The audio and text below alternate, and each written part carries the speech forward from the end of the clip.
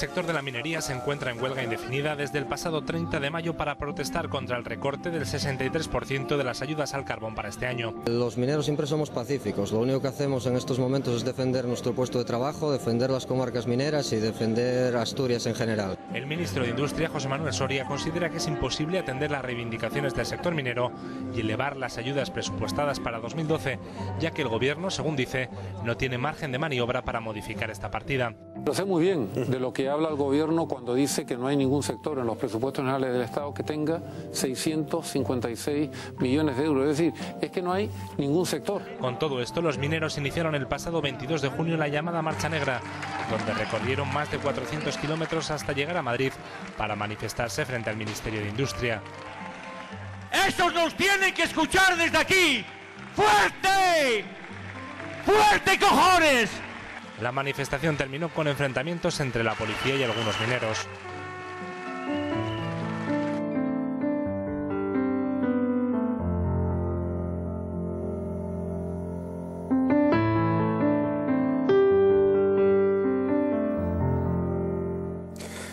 Muy buenas noches y bienvenidos a Sin Tapujos.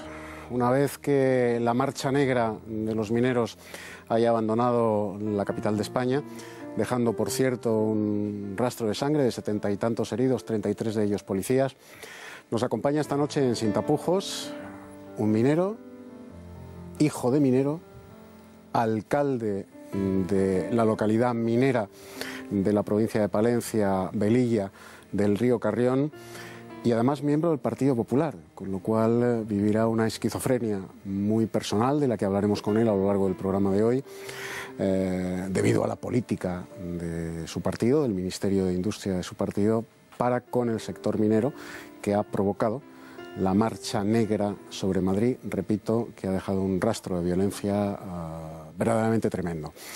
Don Gonzalo Pérez Ibáñez, muy buenas noches, y muy bienvenido. Gracias.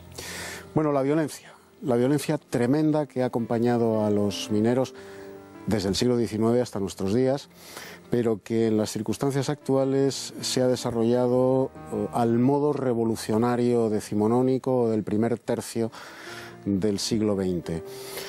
Es consustancial al sector minero. Quiero decir, don Gonzalo, todos hemos visto a esos mineros apuntando con los bazocas de fabricación casera o de fabricación minera, si me permite, apuntando y disparando a los helicópteros de la Guardia Civil y de la Policía Nacional. Un bazooka admite pocos matices, muy pocos matices.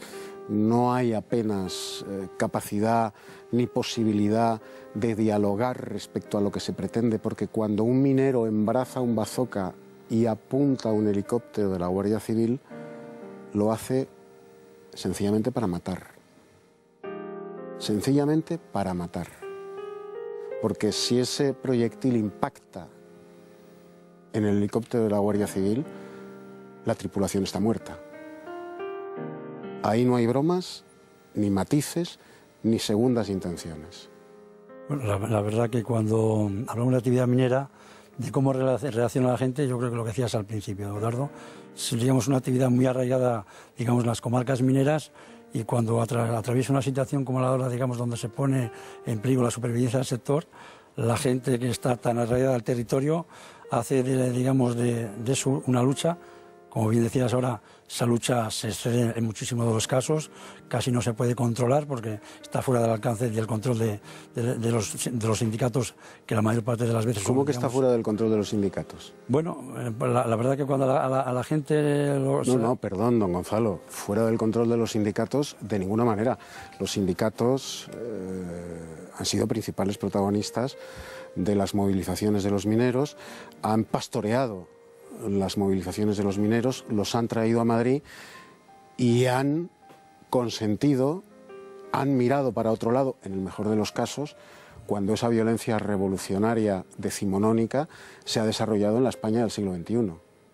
Sí, no cabe duda que ellos son los instigadores, digamos, los que se aprovechan de la situación, digamos, de lucha minera, que después desemboca pues, en actuaciones, como acabas de decir, digamos, que son del todo reprobables, pero ellos en un segundo plano, digamos, conscientes y partícipes también de la situación, de que cuanto más dureza, digamos, se ocasione, más, digamos, protagonismo adquieren también los propios sindicatos, ¿no? Entonces, es una lucha, digamos, del protagonismo a través de la violencia. Sí, quizás la reivindicación profesional, la reivindicación obrera, la reivindicación salarial, de lo que hablaremos luego, a través de la violencia. Bueno, quizás no sea... Bueno, los mineros tienen muy asumido que el defender lo suyo, vamos, lo que pasa que sí, muchas veces, que no es la primera ocasión, se exceden, digamos, en esas reivindicaciones de qué modo, lo que decíamos, ya van a extremos, digamos, que no se pueden ni justificar, causando mucho daño, digamos, impidiendo que otros sectores de actividad económica se sientan, digamos, afectados por sus protestas, que también son todas cosas de los motivos que se pueden analizar. Pero no cabe duda que siempre ha sido un sector muy reivindicativo, que va siempre mucho más allá de la mera, digamos, manifestación pacífica, entre comillas, y que, lógicamente, pues utilizan medios que, desde luego, no son justificables. Deduzco que usted, como minero y como hijo de minero, por lo que nos está respondiendo don Gonzalo, no aprueba esa violencia, evidentemente, pero sí la justifica. No estoy justificado. Digo que la historia no es de ahora, eso es de muchos años, y cada vez que ha habido situaciones de estas, las hemos vivido. Yo las he vivido de todo tipo, de estar encerrado en la empresa mía, trabajar en las oficinas y subir ahí, pues, el ataque de los mineros, quemando cubiertas, en un ambiente, digamos, muy hostil, pero repito que sin justificarlo, ni mucho menos, que no tiene justificación. Yo entiendo es que algo inherente, digamos, a las protestas de los mineros, porque son capaces de... Siempre decimos ahí que se sabe cuándo se empieza, pero no se sabe cuándo se acaba y cómo se va a acabar. Eso que se puede poner límite, yo digo que es complicado. Hombre, vamos a ver, si se sabe cómo se acaba, cuando uno apunta con un bazooka a un helicóptero de la Guardia Civil a una casa, como ha sucedido en las movilizaciones previas a la Marcha Negra sobre Madrid, eso sí se sabe cómo acaba. La verdad que, desde luego, cuando se utilizan esos medios, el fin puede ser, digamos, lamentable. Gracias a Dios no ha habido que lamentar, pero desde luego cuando utilizas esas armas, el riesgo que existe es evidente, sí. Pero vamos, justificame, como decía al principio, de ninguna de las maneras, pero estamos hablando de un sector, yo es que digo que lo he vivido la vida y no quiero que sirva eso de justificación, pero sí de algo que va inherente a la actividad minera, no es, digamos, cualquier otro sector que puede protestar de otra manera, digamos, con una manifestación, que el minero... ¿Y por qué? Yo creo que es porque ve es que ahí está su justificación. Sí. Como minero ahí está su justificación. Es que cualquier otro sector que proteste, pues no ejerce esa violencia, pero en el sector minero es inherente al mismo. Sí, yo creo que no es justificable, repito, pero es inherente con la propia actividad. Es gente que... Yo siempre lo he oído en la mina, ¿no? Cuando estaba la gente que trabajó toda la vida en la mina, que el minero entra a la mina cada día y no sabe si va a salir. Es gente que vive al día y, desde luego, cuando tiene que tomar decisiones, entre comillas, no se las piensa mucho. Le da igual la repercusión que pueda tener, porque por encima de todo está la defensa de su puesto de trabajo. Entonces, en unas comarcas donde el tiempo ha demostrado que la única actividad económica que tiene es el carbón y que la ven peligrar, pues de la verdad que defienden los suyos con uñas y dientes, y siempre mucho más allá de los casos, digamos, con el límite que todo conlleva. ¿Va a seguir esa violencia? Bueno, yo digo, como te... O lo que es lo mismo, van a seguir esas manifestaciones, porque son consustanciales. Yo creo que mientras no haya una solución, digamos, al problema, que yo no sé, puede haber varias, yo creo que mientras al minero no se le dé una solución, el minero empieza pero no sabe cuándo acaba. Y además lo tiene asumido que él va hasta el final. Entonces yo digo, yo estoy esperanzado de que haya una solución.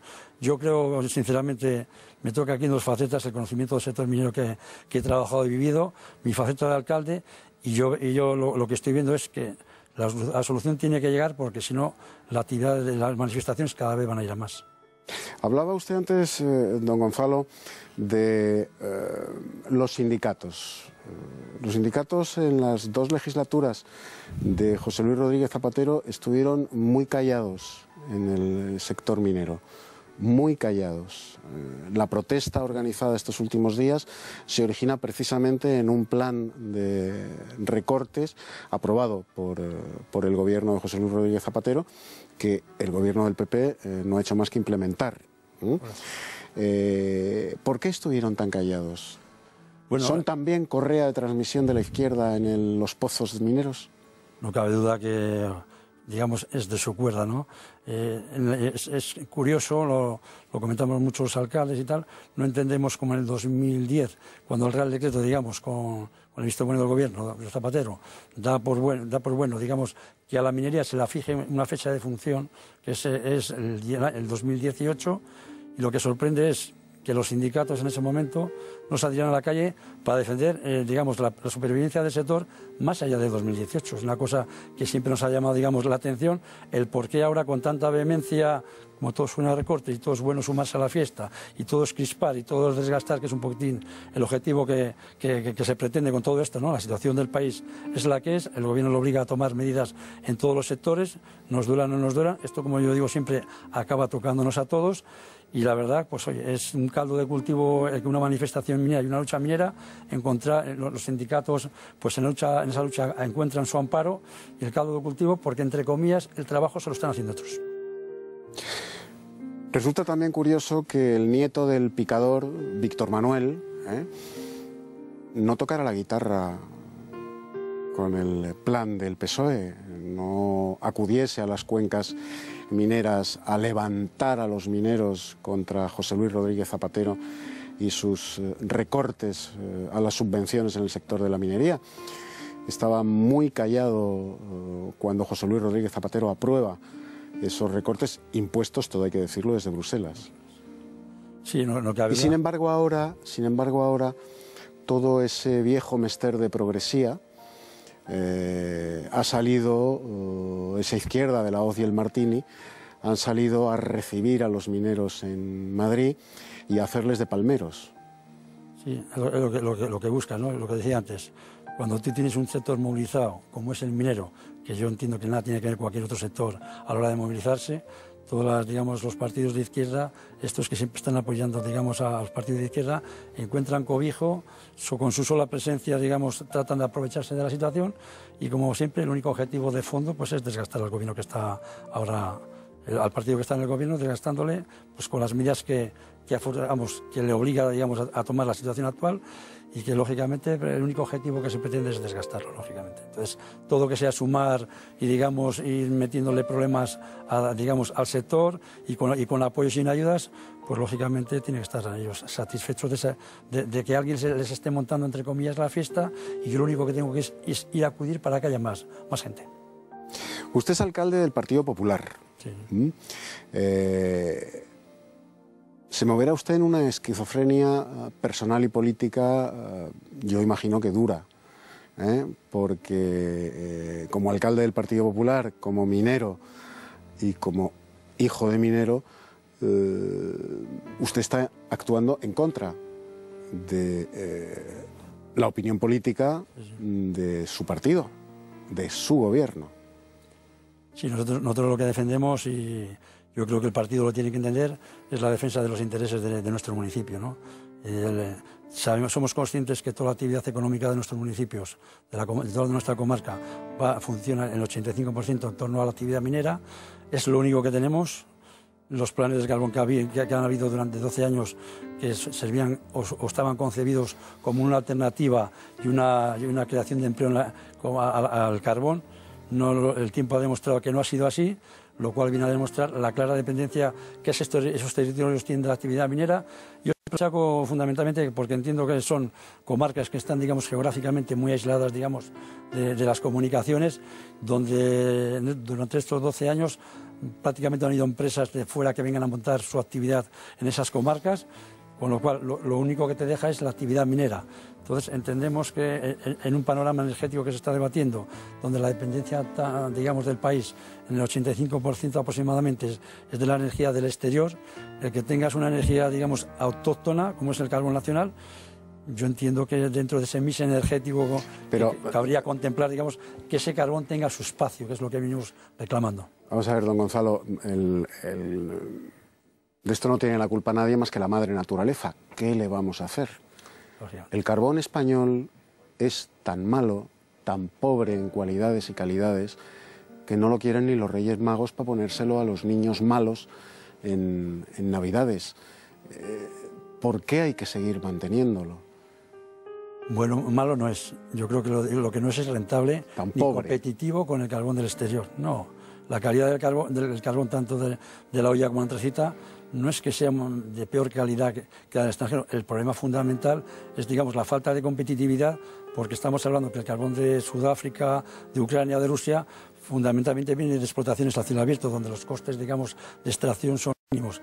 Y aquí lo estamos sacando fundamentalmente con labores de explotación de minas de interior, donde los costes se disparan y no se puede competir, digamos, con el carbón de importación. De ahí, digamos, las ayudas que establece el Estado para compensar digamos, esa diferencia de precio. O sea que los estudios que se han publicado, los estudios que se han hecho sobre las paupérrimas cualidades y calidades del carbón español no son ciertos, sencillamente. Estamos hablando de un carbón que se transforma en las centrales térmicas, donde te exigen, digamos, por normativa, que metas el carbón en unas condiciones del máximo, creo que es ahora el 35 o 38% de cenizas. Ese es el parámetro que te limita si tu carbón es útil para quemar esas centrales o no. Y desde luego ese porcentaje nunca ha sido el problema, digamos, competitivo con el carbón que viene de fuera, que es mejor.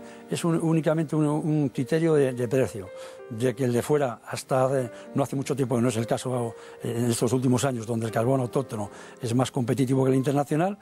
Y en sí, digamos, la diferencia no venía en la calidad del carbón de fuera, que por cierto es más alto en contenido de azufre, una de las emisiones más preocupantes, sino el precio en sí de la tonelada, que el de fuera era mucho más barato que el carbón que se producía en España, con las ayudas que tenía, digamos, adicionales del gobierno, para que el nuestro fuera competitivo con el de fuera. No tanto la calidad del carbón, sino, digamos, el precio.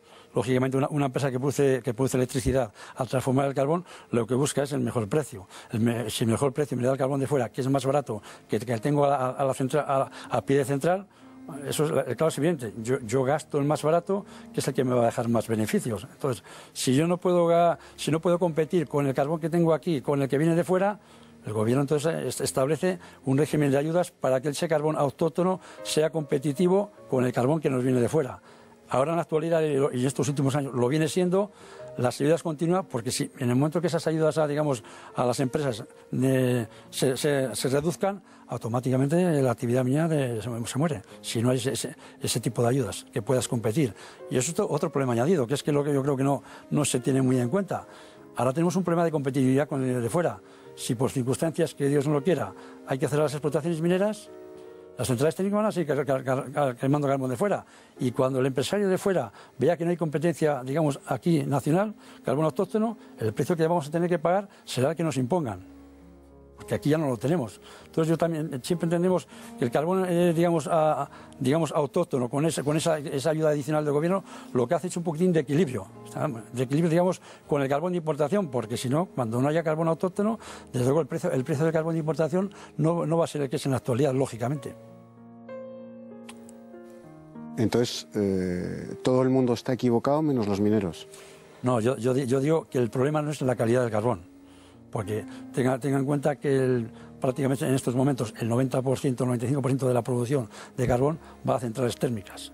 Y el problema ahí no es la calidad del carbón. La calidad del carbón no, es el precio. Las emisiones estamos hablando de otra cosa.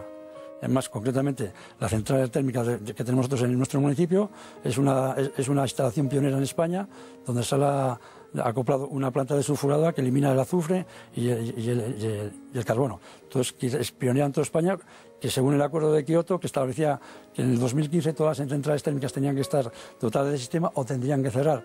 Por suerte, en nuestro municipio somos la primera central térmica de las primeras que hay en España que dispone de la incorporación de esa planta desulfuradora que elimina, digamos, las emisiones, que es otro de los problemas que tiene, digamos, ahora el carbón en cuanto a emisiones, más otros proyectos que están, digamos, en marcha, como es la captura y almacenamiento de CO2, que hay un proyecto muy pionero ahí en la zona de Ponferrada, también en algunos lugares de la cuenca de Rin en Alemania, que lo que tratan es de conseguir lo que, digamos, para la industria minera sería el objetivo, es cómo capturar y almacenar ese anhídrido carbónico, de meterlo ahí, porque ese sería, digamos, el día que se consiga esta fase experimental, que se consiga eso, que sea una realidad, estaremos hablando del futuro del carbón, que lógicamente sería otro. Son millones de trabajadores españoles, don Gonzalo, los que tienen la sensación, sino el convencimiento de que los mineros envueltos en la épica que acompaña siempre a la minería están más que defendiendo derechos, defendiendo una situación de privilegio respecto a otros sectores en crisis de la sociedad española. ¿Por qué hay que proteger, subvencionar a la minería y no a la construcción? Se preguntan miles, millones de trabajadores de la construcción que están en el paro, o de otros sectores. Bueno, si hablamos de subvenciones y ayudas a la minería... Tienen que hacer lo mismo que hacen los mineros, organizar marchas sobre Madrid con el ejercicio de una violencia desaforada para conseguir que se les subvencione, porque esa es la situación. Y son millones de trabajadores españoles los que piensan, los que sienten íntimamente que los mineros, por otra parte, con esa figura mitológica, laboralmente hablando, que la minería ha tenido en todo el mundo, no solo en España, sienten que están defendiendo privilegios, situaciones de privilegios, un statu quo privilegiado respecto a otros muchos trabajadores de sectores en crisis. Bueno, como todo el mundo sabe, el sector del carbón es un régimen especial de la minería que viene de muchos años atrás, que lógicamente mientras esté en vigencia, lógicamente hay que acogerse a él. Se habla por los medios de comunicación de que estos son, digamos, datos que son un poquitín contradictorios. Se habla de 4.000 mineros en España, cuando eso no es cierto. Son 4.000 mineros los que forman parte de los que están en el programa, que son 15 empresas que están afectadas por ese programa. Pero estamos hablando de 9.000 mineros, porque alrededor, digamos, de esas empresas que están, digamos, en el contrato del programa, que como bien te decía, son 15, hay otros 5.000 mineros que están en contratas. Son un sistema, digamos, también de explotación de las que se benefician las mineras, que son mineros que también están recogidos en el régimen general de la seguridad social, que computan como tal. Estamos hablando de 9.000 mineros. Yo no digo que haya sectores de población donde, digamos, en la construcción, evidentemente, donde ese campo, digamos, es mucho mayor. Estamos hablando de un sector especial, y desde luego con una normativa especial en cuanto a, no tanto a derechos, sino como en cuanto a cotizaciones, en cuanto a prejubilaciones, que me imagino que hablaremos más adelante. Vamos a hacer un punto y seguido ahí, vamos a publicidad y volvemos inmediatamente.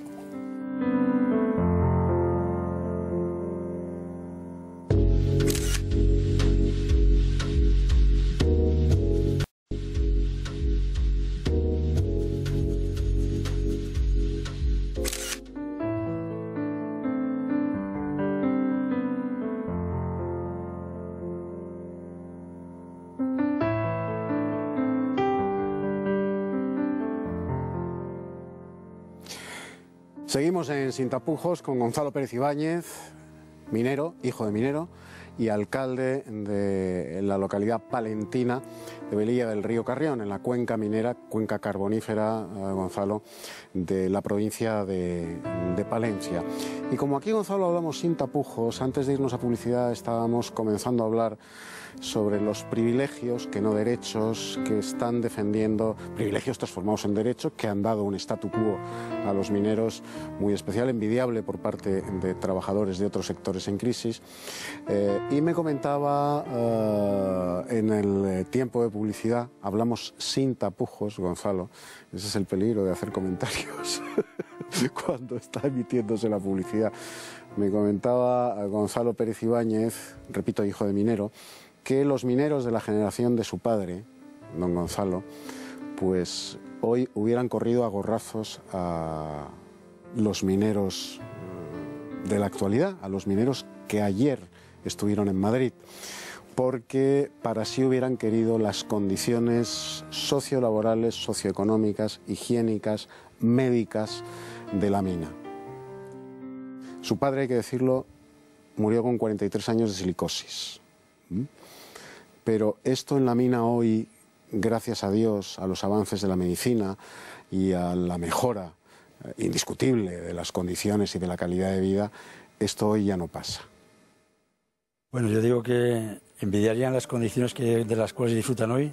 Hoy las condiciones de mina, por supuesto, no tienen nada que ver con las de hace 40 y 50 años, donde no había todos esos medios de protección que existen, no había esa ventilación que hoy existe en la mina.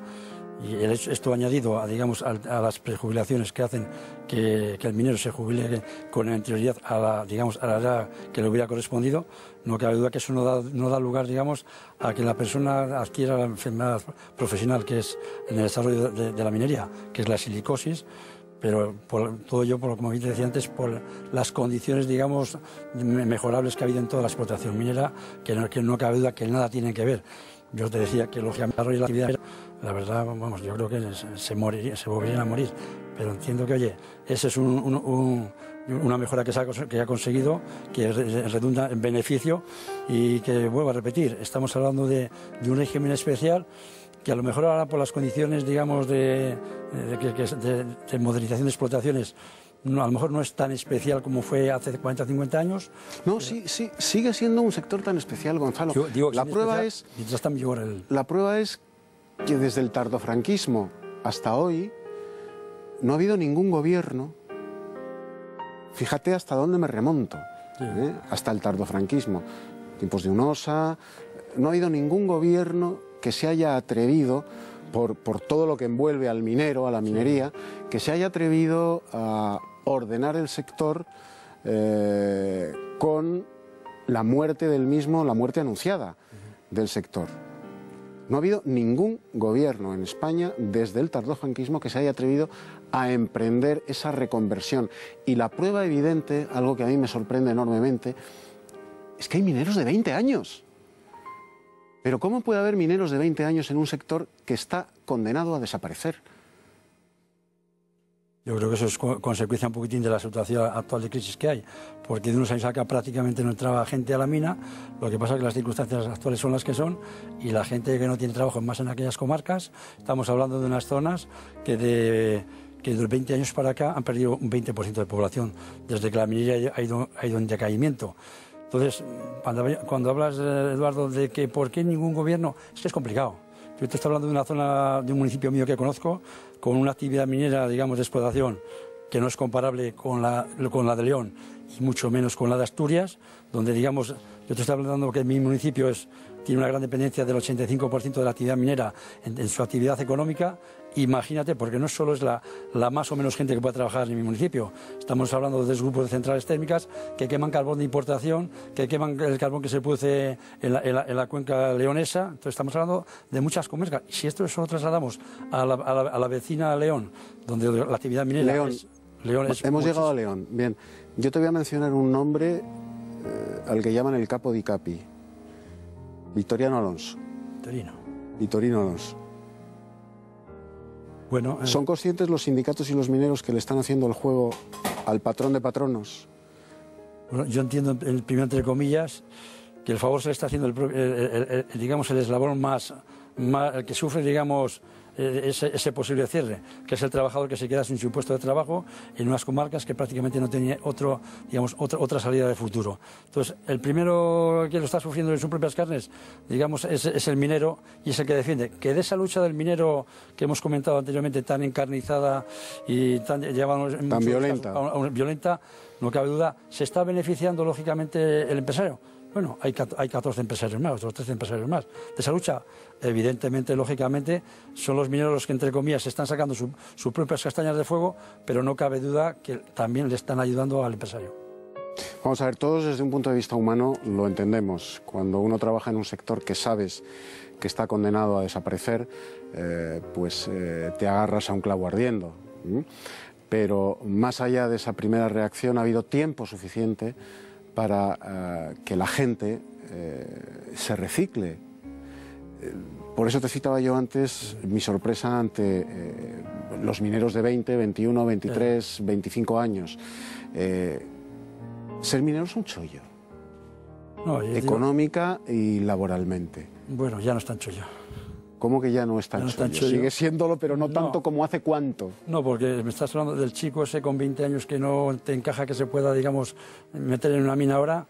Muy necesitado tiene que estar para llegar a esos extremos.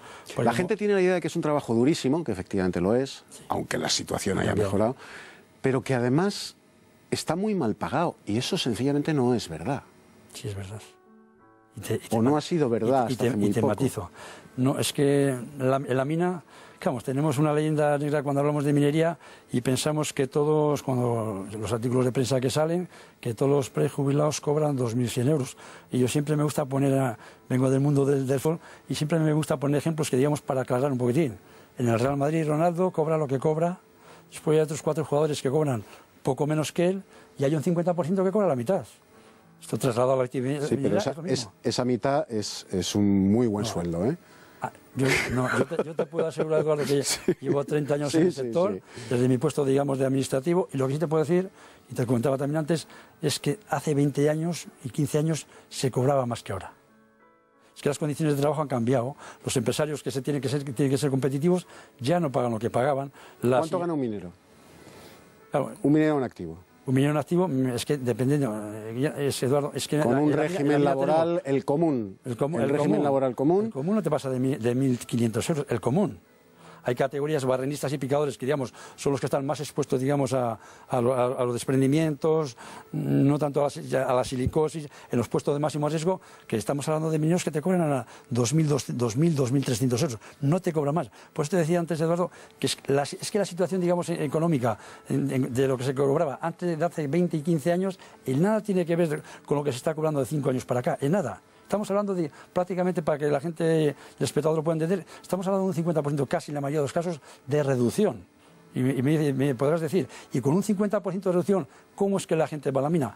Va poca gente, los muy necesitados, porque como yo te comentaba antes que en los últimos 20 años ha habido en las comarcas mineras un 20% de pérdida de población, ese 20% fundamentalmente de jóvenes son los que se han tenido que buscar la vida y reciclarse y marcharse de su pueblo, entonces, tristemente. Entonces, ¿quién queda? La gente que por la actividad que lleva años está esperando jubilarse ahí porque no tiene otra salida y porque ¿dónde va la gente con 45 y 50 años? ¿Dónde va a buscar trabajo la gente encima con la que está cayendo? Entonces la gente, lógicamente, defiende con uñas y dientes lo que tiene porque sabe que no va a tener otra cosa. ¿Cuánto gana un minero jubilado con 40 y tantos años?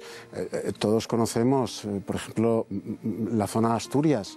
En la zona de Asturias hay mineros jubilados jovencísimos con unas jubilaciones muy importantes.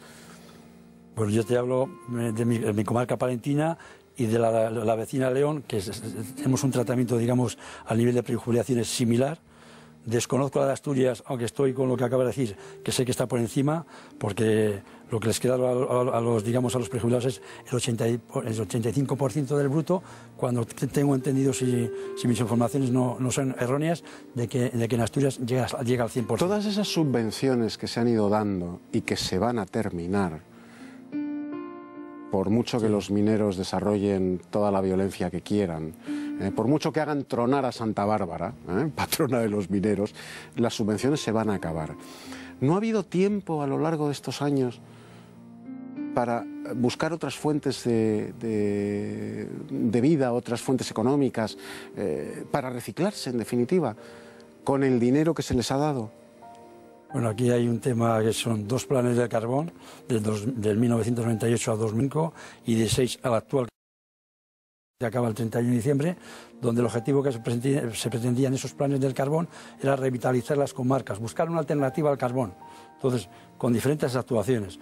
Un primer plan de carbón donde, digamos, el eje fundamental, aparte de inversiones en infraestructuras en los municipios mineros, programas de formación, programas de becas para hijos de mineros e infraestructuras, hubo una apuesta en el primer plan por los polígonos industriales, pensando que eso va a ser una alternativa de desarrollo, como bien dices, Eduardo, a estas comarcas mineras. El tiempo demostró que esos 5 años, digamos, por esa apuesta de los polígonos industriales, se vio que las empresas que venían, de las pocas que se arriesgaban a venir a montar en esos municipios mineros... Venían a trincar la subvención. Exactamente. A los 5 años, claro. Pasados los 5 años, digamos, exigidos, al medio año siguiente, esas empresas ya se marchaban de esas cuencas. Era una tapadera. Venían a lo que venían. Entonces, eso fue un fracaso. O sea, como diría el castizo, a trincar la subvención, aguantamos el tiempo que marca la normativa de la subvención y después chapamos el polígono. Correcto, y esa ha sido la triste realidad. En el segundo plan del carbón, lo que se ha aprendido es, viendo, digamos... Lo haya robado todo el mundo. Pues sí, y muchas de las veces que comentamos los alcaldes mineros es que en estos planes de carbón, donde ha habido mucho dinero para las comarcas mineras y mucho dinero que no ha ido a las comarcas mineras. O sea, no digamos que ese eje específico de polígonos industriales haya fracasado, sino que con ese eje de polígonos industriales ha habido más, más actuaciones que debieran y mucho más dinero que tenía que haber ido a las comarcas mineras y que ha ido no se sabe dónde. Pues ¿quién ha sido, los perjudicados? Esas comarcas mineras. Ha habido un segundo plan del carbón donde, los polígonos industriales han pasado a un segundo lugar, donde se ha hecho una apuesta, por el pequeño empresario, el que crea empleo, el que quiere montar una empresa ya que se le subvenciona, pero la verdad que ha sido un plan del carbón 2006-2012 con muchísimo retraso, con una crisis que entre medias nos ha pillado parte, de ese plan del carbón, fundamentalmente a partir del 2009, que que eso es con la problemática de que rodea al constructor, al empresario, de no poder acceder al crédito bancario, todas sus expectativas de desarrollo futuro, han quedado en nada. De hecho, que el plan esté ahí, hay yo creo que hasta 60 millones de los previstos en el plan para desarrollo, para proyectos empresariales que están ahí sin tocar, que se podían utilizar para otra cosa. Luego, los responsables de que todo haya sido un fracaso han sido los empresarios, los mineros también y los gobiernos que han consentido esa situación. Fundamentalmente. Yo creo que son un poquito los culpables, ¿no? Empresarios, bueno, yo creo que el empresario que le hubiera gustado montar una industria y que la situación actual de 2 años para acá no se lo ha permitido, que entre comillas... Sí, yo me refiero al empresario que montaba esos polígonos, que trincaba la pasta y que a los 5 años salía zumbando. Bueno, esos venían, estaba claro a qué venían. Pero en ese juego estaban todos. Sí, lógicamente, hablamos de culpables, de empresarios, lógicamente, de los polígonos, claro. Mineros y gobiernos. Bueno, los mineros ahí, entre comillas, si viene la empresa que nos da, y hay gente del pueblo que va a trabajar, esa empresa a los 5 años, cuando acaban los 5 años en marcha, al que buena a dejar en la calle es al chico joven que automáticamente se tiene que marchar de su pueblo porque lo que tenía en casa ya no va a estar y se tiene que buscar su vida fuera de su municipio. ¿Qué es lo que ha pasado? O sea, los polígonos industriales ha sido un fracaso y la gente que se intentó recolocar en esos polígonos industriales de las comarcas mineras, cuando esos polígonos industriales han fracasado o esas empresas se han marchado, la gente joven se han tenido que buscar la vida fuera. No ha sido, la solución. Y el plan siguiente del carbón, con una crisis que nos ha pillado en la mitad del plan, pues yo creo que ha dado un poquitín en la puntilla a que yo creo que era una buena apuesta el eje empresarial, que podía haber dado salida, y absorber la mano de obra, de las comarcas mineras, pues no ha dado resultados porque se ha encontrado con una crisis fuerte que ha impedido que ese pequeño empresario, aparte de esa ayuda que recibe del plan del carbón, tenía que buscar el suplemento, y el acceso al crédito bancario que se le ha negado en todo momento, fundamentalmente a los empresarios fuertes de construcción. ¿Tú entiendes que los españoles estén hartos de subvencionar la minería del carbón? Y yo digo en este país que no se subvenciona. También es verdad. La construcción naval, la paz, la agricultura, la industria automovilista. Entonces, es que en este país se está subvencionando. No, es que parece la leyenda negra que va con la minería parejo. Es que estamos hablando de que son muchísimos sectores los que, están beneficiando de subvenciones. Y sí quería hacer una puntualización. Cuando hablamos de subvenciones a la minería, yo más bien hablaría de ayudas. Cuando yo te comenté anteriormente de las ayudas para que el carbón autóctono pudiera competir con la importación, esas ayudas, porque vamos a poner un ejemplo para que se entienda muy claro. Si las centrales térmicas compran una tonelada de carbón al exterior, les cuesta 100 euros. Si tienen que comprar una tonelada de carbón, de producción nuestra, le cuesta 130 euros. Lógicamente el empresario coge lo que ha hecho hasta hace unos años. Gastaba carbón de importación porque era 100 euros. El empresario autóctono del país que no podía competir, ¿qué tenía que hacer? O cerrar la mina o buscar un suplemento de ayuda del gobierno. Una ayuda, subvención. Esa ayuda, porque la subvención que yo sepa no repercute en IVA y las ayudas lógicamente tributan y el IVA revierte las arcas del gobierno. Entonces, ese suplemento de ayuda es lo que hacía que esa empresa gastase carbón nacional. Claro, sin esa ayuda, lógicamente no. Gonzalo, la subvención se acaba. Lógicamente. La subvención se acaba porque además lo impone Bruselas. Sí. Ya los gobiernos españoles no pueden refugiarse en mirar para otro lado, en echar el balón fuera de la banda, porque Bruselas lo impone. Estamos en una situación de práctica intervención y Bruselas impone el cierre de las cuencas mineras del carbón en España. Como se cerraron las cuencas del Ruhr en Alemania, como se cerraron las francesas y como se cerraron. ¿Cuál va a ser? ¿Más violencia? No, bueno, el horizonte que tiene marcado, como dices, sabemos todos que es el 2018. 18. Eso en teoría parece lejano, no es tan lejano, pero está en el horizonte. Pero lógicamente la preocupación ahora es que estamos en 2012, que es que hay unas ayudas que estaban ya fijadas y no se van a pagar, que ha habido unos recortes que ha sido brutal, del 63%. Con todo lo que se diga que es del 38%, no, es un recorte del 63%. Estamos diciendo que la minería del carbón en el 2011 recibió 301 millones y en el 2012 va a recibir porque no va a recibir todavía, 111 millones. Y ese de 311 a 111, el recorte son 63%. No digamos que ese es el 38%, porque el 38% es porque este año el Ministerio ha pagado 75 millones de euros que corresponden al ejercicio del 2011. Lo tenemos que dejar ahí, Gonzalo.